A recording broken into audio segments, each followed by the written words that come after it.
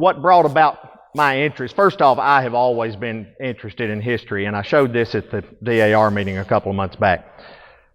This is one of my proudest possessions. It's a record album that was the anniversary of D-Day, 1944 to 1964. Inside it is inscribed, "To Ricky from Mother and Dad, happy birthday, 1964. Y'all, that's the day I turned 6 years old. I started the first grade a month after I got my first record album about the D-Day anniversary. So that tells you a little bit about how I feel about history. What brought about my interest in this was that a couple of years back, I had taken my daddy out for the day just to get him out of the house. And we went by the memorial wall at Liberty Gardens Park. And there was a JEA crew out there working just a few feet away when we walked up to the wall. And Daddy was standing there using his cane, and he was pointing at names on the wall and saying, "Dude Means was one of your mother's many boyfriends.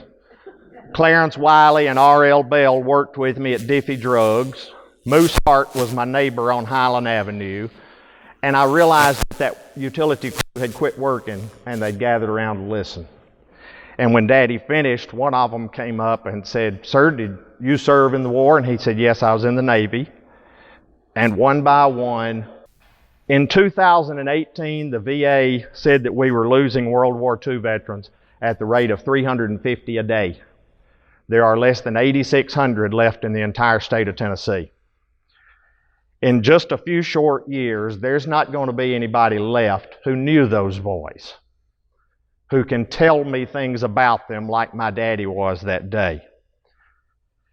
And I began to try to learn whatever I could about them. There are names inscribed on that wall, but I wanted to put faces with those names, and I wanted to put stories with those faces. And the results of what I learned, I have put into a little book that I just gave Joel a copy that will be here, and there's a copy at the Tennessee room of the library. Now, Friday, Kathy had set me up to meet with Tom Brett over at WBBJ, and Tom and I had talked about this right before we went on the air. And while we were sitting there at the table and the cameraman was counting down to go live, Tom told me about top right corner. And he said, an old man in Henderson County, who's since died, told me that Elmer came home on leave and said Elmer could play about any musical instrument there was, and said this man was out plowing and he saw Elmer coming across the field, and they went and sat down under a tree and picked and played and sang together, and he never saw him again. Now, I don't know. Elmer Brett might have come home to just be another dirt farmer. He also might have come home and been another Carl Perkins. But he didn't get the chance. And he was 18 years old when he died. In August of 1940, the United States began preparing for an inevitable coming war, and President Roosevelt activated the entire Tennessee State National Guard for 1 year. He did this because at the time, the U.S. Army, standing army, was the 17th largest in the world. We ranked somewhere behind Switzerland and Sweden. The activated Tennessee units now became the 117th Infantry Regiment, and companies L, M, and the medical unit were all from Jackson. The 117th in turn then became part of the 30th Old Hickory Division, and over the next 4 years before they went into combat, most of the Guard officers were purged out in favor of regular Army officers. There was a feeling among the higher-ups that National Guard officers weren't as good as regular Army. A lot of them were too old to go into combat. Plus, we had been piling up officers over the 20 years since World War I ended with no commands to give them. So they managed to work out most of the Guard officers. Partly because of this, as some enlistments were up, a lot of those guardsmen got out and came home because they wanted to serve under officers that they knew. You know, you'd much rather answer to your brother-in-law than to some career Army captain. So a lot of those boys got out and came home. A lot of them were discharged on December the 1st, 1941, and the next group was to get out on the 8th. Needless to say, that didn't happen. Two of the very few that were kept from that National Guard unit who actually led troops into battle in France were Hugh Maynard and Ernest Franklin, both from Jackson. And both of them would lead 30th Division battalions into combat in France. A third one, Ben Ammons, on the right here from the Jackson Sun, was a second lieutenant when the 117th was called up, and by the end of the war, he also was a lieutenant colonel in charge of a battalion in combat. Now, to put some perspective on what that means, at any given time during their year in combat in France, the 30th Division would have had 9 battalion commanders serving. Because some of them didn't serve a whole year, there were a total probably of 15 or 18. But 3 of those were from Jackson, Tennessee. And at the end of the war, General Eisenhower said that of the 68 infantry divisions then serving in the U.S. Army, the number 1 ranked division was the 30th Old Hickory. They were known by the Germans as Roosevelt's SS troops. At least 35 boys who left here in companies L, M, and the medical unit would die in the war. But because of discharges, transfers, promotions, only 10 of them were still in the 117th at the time they were killed. By the way, there are some really good videos on YouTube of the 117th Infantry. Now, granted, it's a long shot. There were, 1,000 or 2 men in it. But there is at least one that shows a lot of the boys up close. It shows them sitting and eating. There's no sound to it.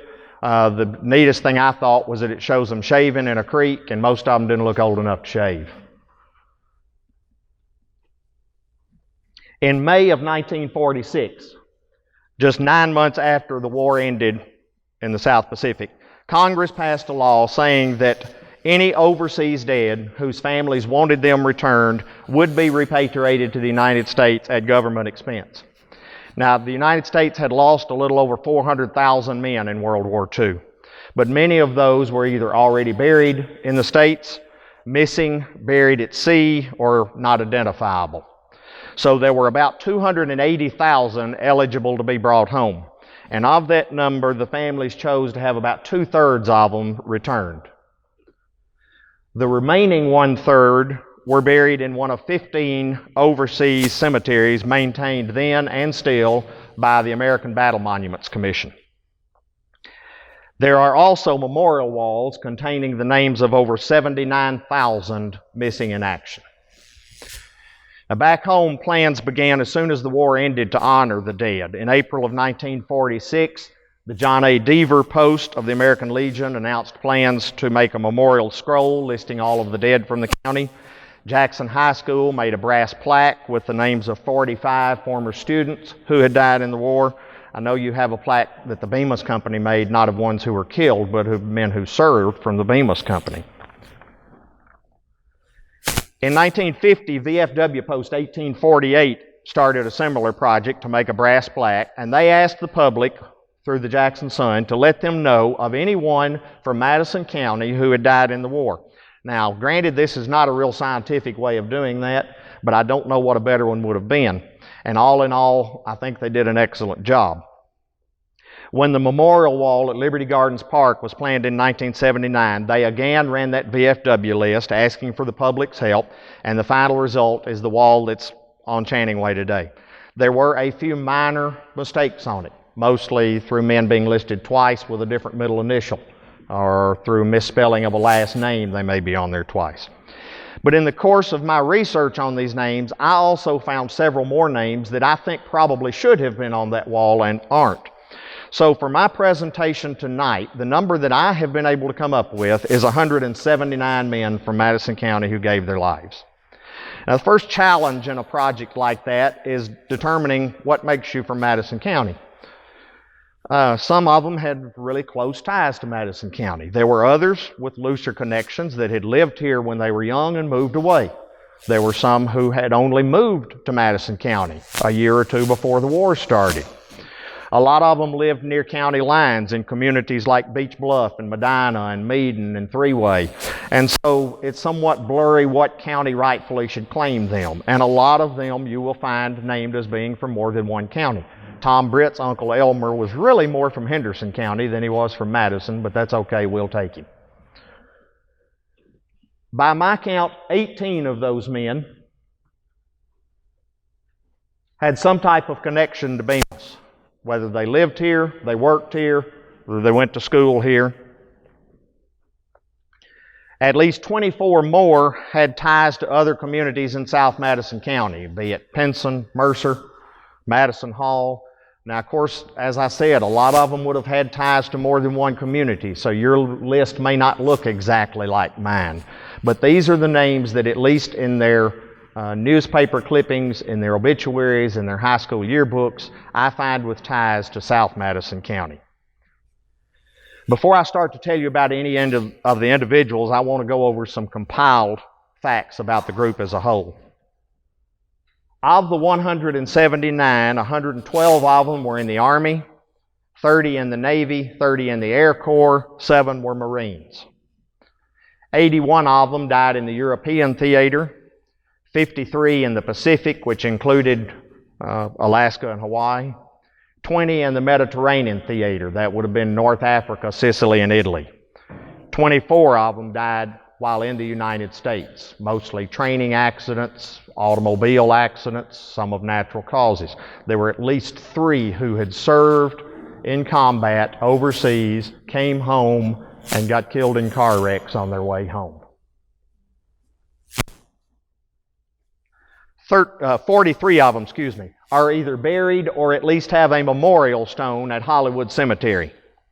Another 70 are somewhere in West Tennessee. 13 are buried in the United States, but outside of West Tennessee. 35 are in overseas military cemeteries, and 25 are listed on memorial walls of the missing. 33 of them were commissioned officers. Their average age was about 24 and a half years old. At least 52 of them were married. Half of those either had or would have children. There was at least one who, according to the family, never knew that he had a son because he was 12 days old when his daddy got killed on D-Day. More than a third of them had siblings in the military, and I say siblings because I know there was one that had a sister in the Women's Army Corps. Several of them were from families with multiple sons serving, sometimes 4 or 5 at a time. I think my favorite family story is Raymond Johnson from Bemis, Tennessee, who, when he was killed in action, his wife joined the Women's Army Corps. She said, "I might not be able to serve in combat, but I can fill a desk job for a man that can." And a few months later, her little sister joined.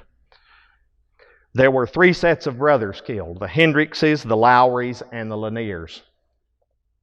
17 of them were black, and I think that's worth noting because in World War II we still had a segregated military, and not that many of the blacks who served were in combat roles. But I think it's pretty obvious from this that bombs and torpedoes really didn't care what color you were. They were, or at least planned to be, farmers, railroad workers, students, mill workers, baseball players, doctors, teachers. A lot of them never finished elementary school, but over 20% had gone to college, and many of those had graduated. They included a West Point and 2 Annapolis graduates, a doctor, and at least one with a master's degree.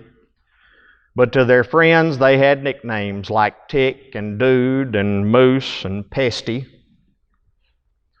Among them would be 2 Distinguished Service Cross recipients and a Navy Cross recipient, which are both 1 step below the Medal of Honor. At least 5 Silver Stars. I don't even know how many Bronze Stars and other awards, but regardless of awards, they were everyone heroes. The oldest and also highest ranking to die in the war was Dr. Everett Archer, who was 49 years old and was a World War I veteran when he re-enlisted. He was an ENT specialist at the Fitzwhite Clinic, and he was sent to a hospital in New Guinea where he was working when he died. The youngest was Seaman Second Class James Edward Hawks. He was 17 years and 9 months old when he was killed in action at Saipan, and the Hawks Holland VFW post is named in his honor. Using the government's beginning date of September 1939, the first man from Madison County to die was Walter Craig Young from Bemis, who was 3 days shy of 18 when he died of a hemorrhage at Fort Jackson, South Carolina in December 1940. And I want to thank one more time Valita Markham for this picture of her uncle.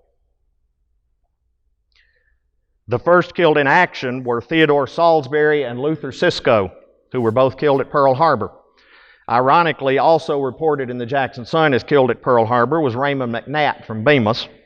And you can imagine how surprised he was a few weeks later when somebody told him that he was dead. He later told how on that morning he and some friends had slipped ashore supposedly to watch fishermen at work. I don't know in Honolulu if that's right or not. But by the time they got back, when the attack began, their ship, the USS Arizona, no longer existed. And so they jumped on a destroyer that was going out to hunt Japanese submarines, and it was a few weeks later when he'd been reassigned to the carrier Lexington, and he met a boy from Trenton who said, "Hey, did you know that McNatt kid from Bemis that got killed at Pearl Harbor?" And Raymond decided he might ought to write home to Mother and Daddy. Brothers Edwin, Marvin, and Roland Hendricks grew up in Molesis and went to school at Bemis, but the family later moved into Jackson when their daddy went to work for the railroad. In 1940, Edwin was working in the office of the CCC camp. Marvin was a milkman, and according to the census records, Roland, who went by RG, was delivering for a pig stand. The oldest two boys were high school graduates, but it appears that Roland probably was not. Marvin and Roland were in the National Guard unit when they were called up in 1940, and their older brother Edwin joined the Army in 1941. Roland was discharged, but drafted back in 1943. Edwin may have been the first of the three sent overseas because his division saw heavy combat in Sicily and Anzio in 1943. Roland then landed on Omaha Beach on June 7, 1944, and fought across France. And on July 31st, 1944, he was killed in action, but it would be October before his parents were told of his death. Middle brother Marvin arrived in France 4 months later, just in time for the Battle of the Bulge, and his regiment was heavily involved in that battle, with some of their companies being virtually annihilated. Sometime during that Battle of the Bulge campaign, Marvin and one other soldier, armed with an assortment of weapons and a case of hand grenades, attacked a German pillbox alone. According to the story in Army newspaper Stars and Stripes, the two of them ran around yelling and firing all the weapons and making enough noise for 200 men until finally 28 confused Germans stumbled out and surrendered to them. For that, Sergeant Hendricks was awarded a Bronze Star, and it was announced in the Jackson Sun in March of 1945. 3 days after it was in the Jackson paper, Marvin's men were pinned down by a sniper when he worked his way around to shoot the sniper, but did not know that there was a second sniper who then shot him. Because the men were pinned down by that sniper, they weren't able to get to him before Sergeant Hendricks bled to death. After the death of a second son, Edwin Hendricks was sent home by the Army to finish his tour stateside. Marvin and Roland were brought home together in 1948 for a double funeral and buried side by side at Hollywood Cemetery. Dolph Vedder grew up on Chester Street with his widowed mother. Dolph had graduated from Jackson High in 1938. He'd graduated from the University of Tennessee. He'd already been accepted into medical school at Vanderbilt. But according to the Jackson High Tatler, his dream was to fly, and you'd usually find Dolph hanging out at the airport. So when he got the chance, he joined the Marines, was commissioned a lieutenant, and became a fighter pilot. Sent to the Solomon Islands, he was promoted to captain in January of '44, and that same day shot down his first Zero.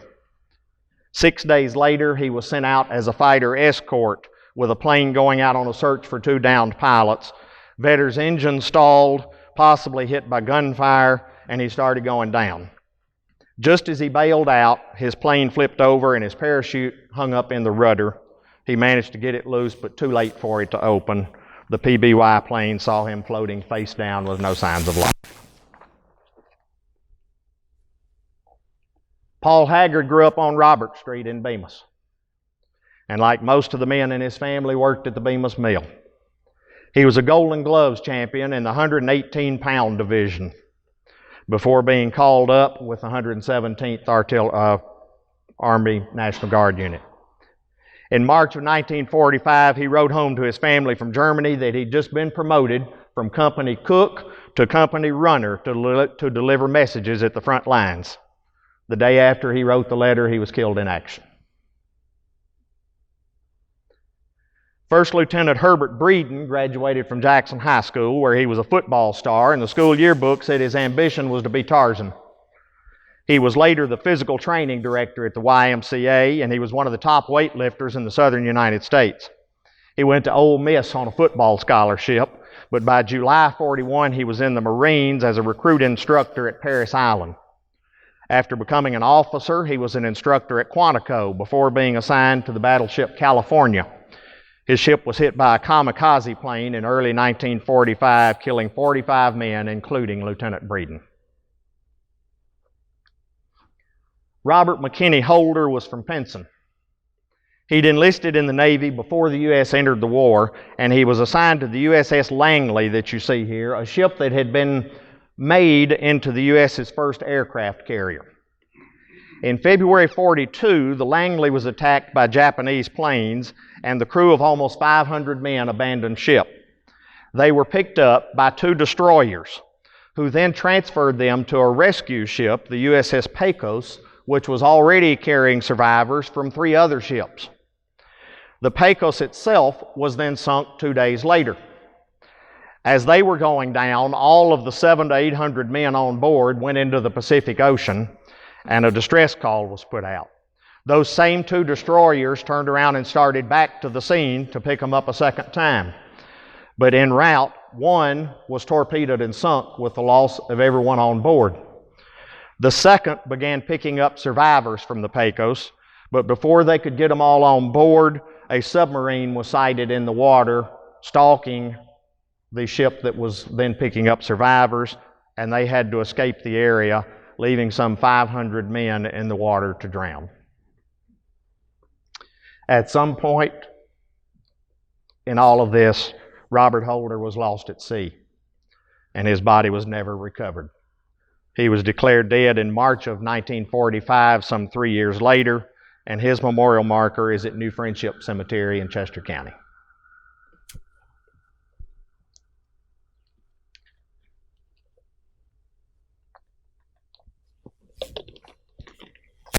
John Hendricks Arnold grew up near Pinson, the son of a sharecropper. He was a teenager when his daddy died, and he and his 2 brothers all had to pick cotton to support the family. By 1940, John was working in St. Louis. Older brother WD was a barber in Jackson, and little brother Eddie had launched a music career. No word yet on how that turned out for him. John was first in the medical detachment of the 117th Infantry, transferred to a glider infantry regiment. He died on D-Day near Saint-Mary-Glaise, France.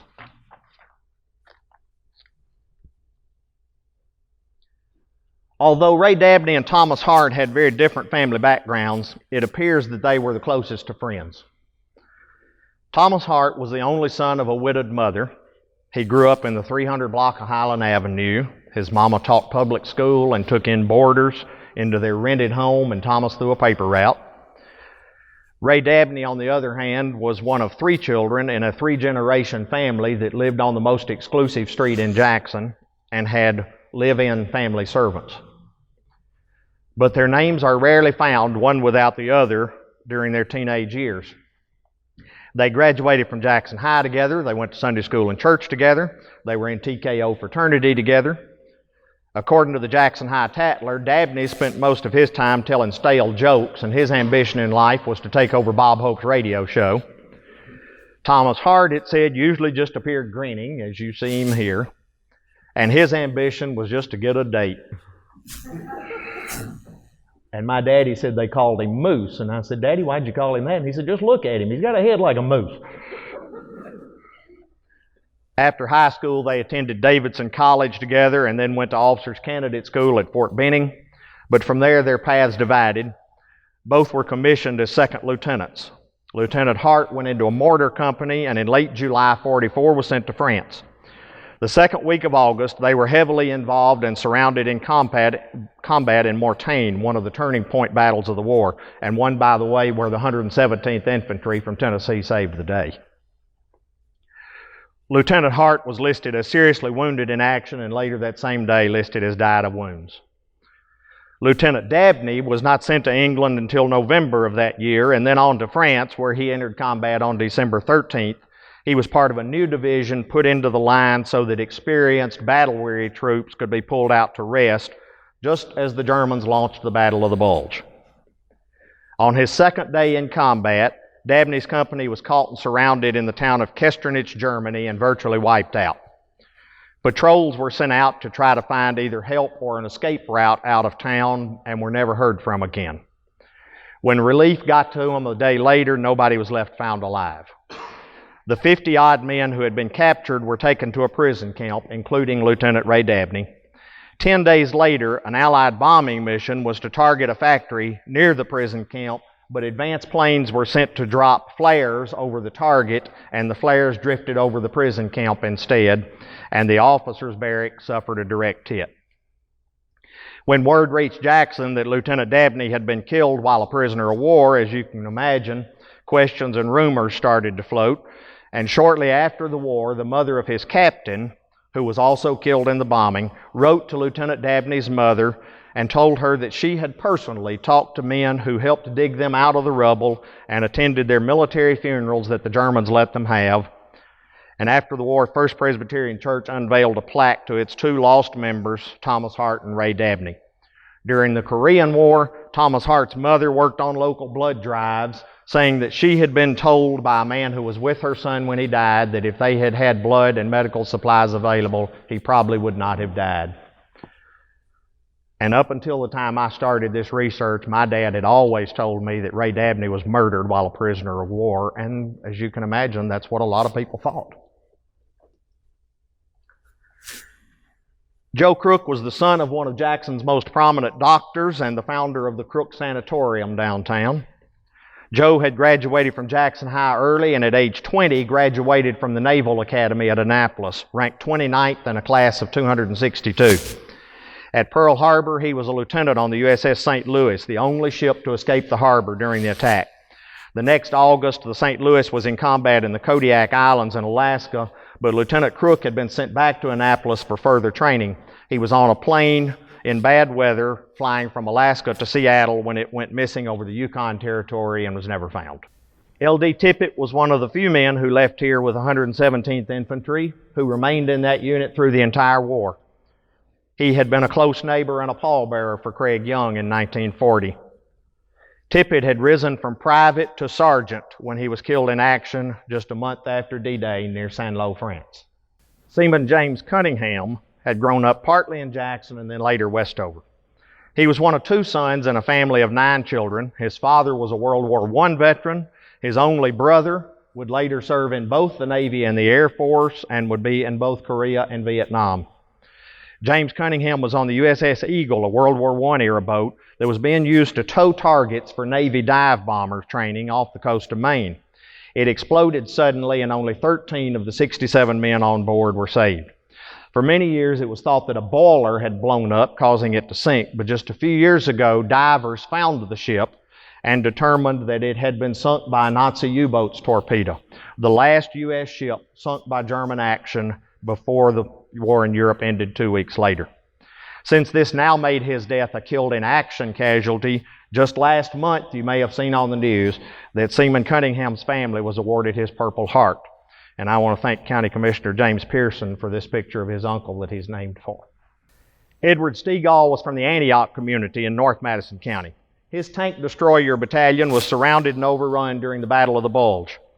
Some men who surrendered were shot at random. Others were lined up by a Nazi officer who then went down the row shooting them one by one. 2 men escaped to tell the story, though, and a month later, when Americans retook the town, they found a mass grave containing 17 bodies, one of them being Edward Stegall's. 3 medics who had been taken away as prisoners were never found. The Nazi officer and 65 of his men were convicted at Nuremberg of murdering 362 prisoners of war. Bob White joined the Canadian Air Force before the U.S. entered the war, and he flew fighter planes with the RAF in North Africa. Then in 1943, his unit, made up of American pilots, was transferred over to the Army Air Corps and sent to England. Meanwhile, Will Ed Francis had given up a baseball career with the Jackson Generals to join the Army Air Corps. He became a B-24 bomber pilot and was sent to the South Pacific. He had received the equivalent of 6 air medals for having flown 35 bombing missions, and his crew had shot down 3 known and several probable Japanese fighter planes. In March 44, his plane was shot down over Truk Island while on a bombing run.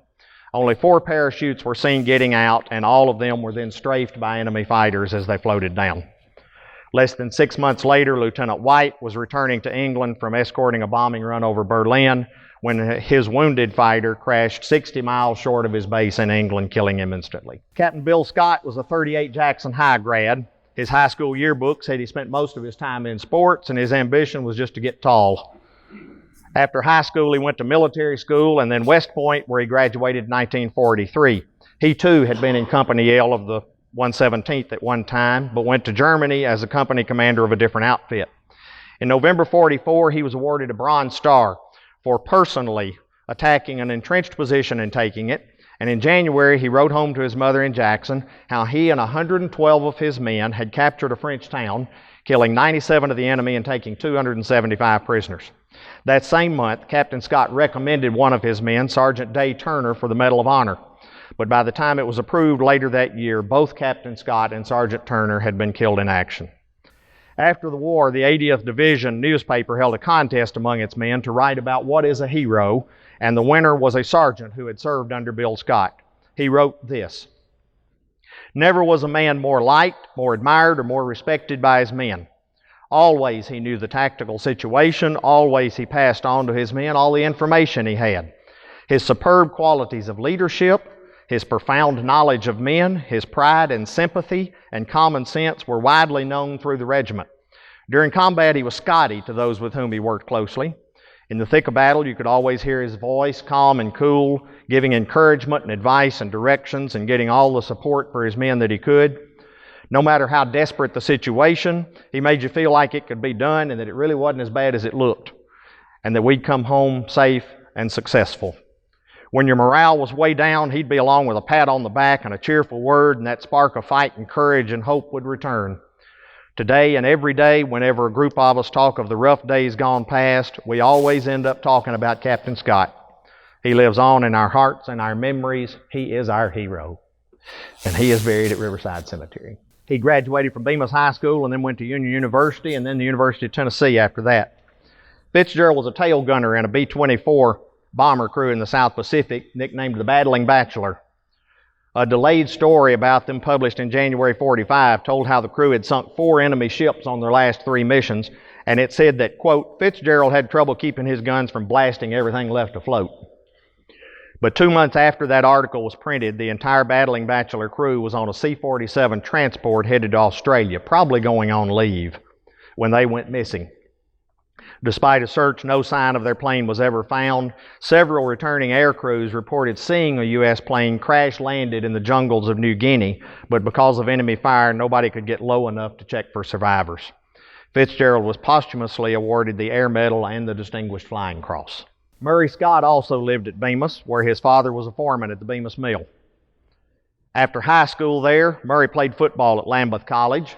He then went on to TPI in Cookeville, now Tennessee Tech, and Northwestern University in Chicago. Sergeant Scott was part of a B-25 bomber crew that crashed in training over a Louisiana swamp the day after Christmas, 1942.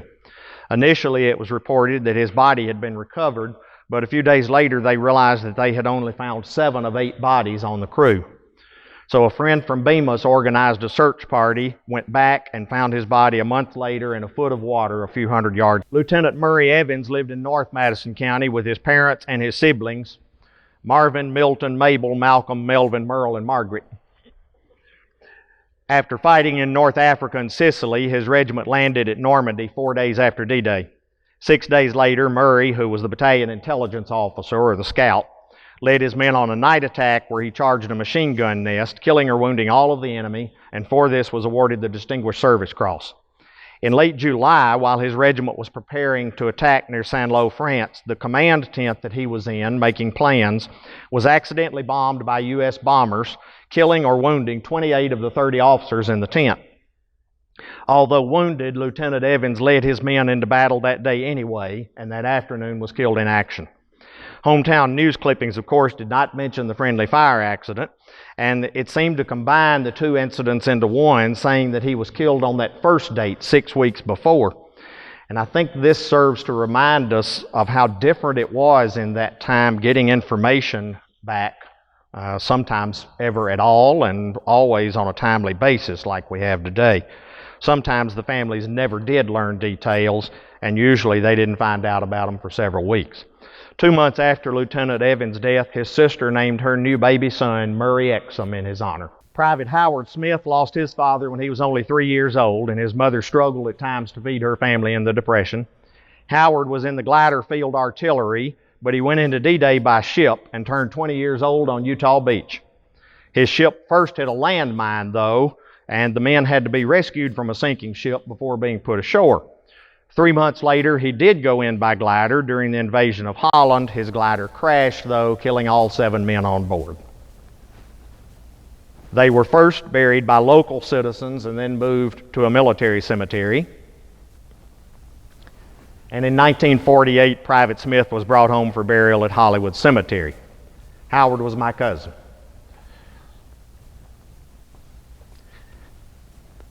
And his death, at least in part, influenced my dad to give up an easy desk job at Great Lakes and ask for active sea duty.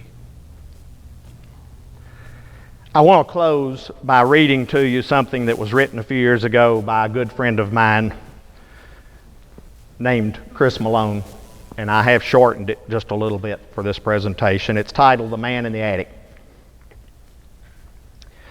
She may have only been my grandmother's sister, but she and my great uncle were like second parents to me. Perhaps I was the child they were never able to have. Naturally, when my uncle called me 2 weeks after Aunt Kate's passing to see if there was anything of hers I'd like to have, I readily accepted his offer. When I arrived at the house, we started looking around in the attic, and I spied an old trunk sitting off to itself. We opened what proved to be a virtual time capsule of one branch of my family tree. Most of the things in the trunk pertained to one man, a brother of my aunt's I'd never met named Marshall Hornsby. My curiosity was drawn to a satchel of letters either written to or from Marshall and dated from 1936 to 42. The first letter was from a CCC camp near Chattanooga, and it was obvious that this was the first time 19-year-old Marshall had been this far from Pinson, Tennessee.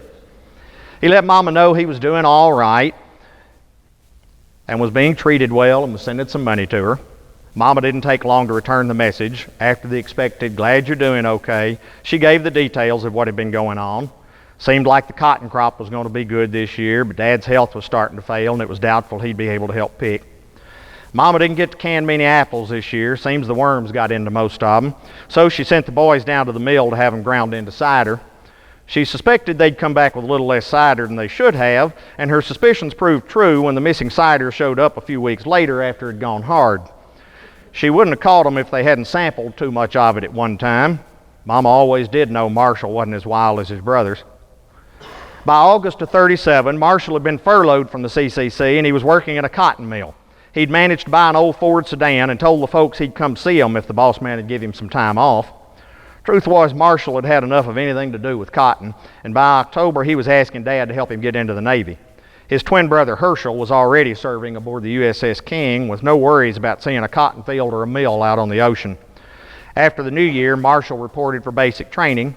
The car had to be left at home, which his remaining two brothers, John and C.W., promptly took out and wrecked. Spring of 38 found Marshall serving aboard the carrier Saratoga. He immediately fell in love with the Queen of the Sea, as she was affectionately known. She and her sister ship Lexington were the largest ships in the U.S. Navy.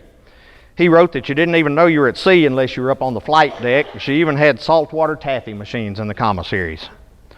Marshall's enthusiasm convinced his remaining brothers to join the Navy, and by the end of the year, both were aboard the USS Ranger.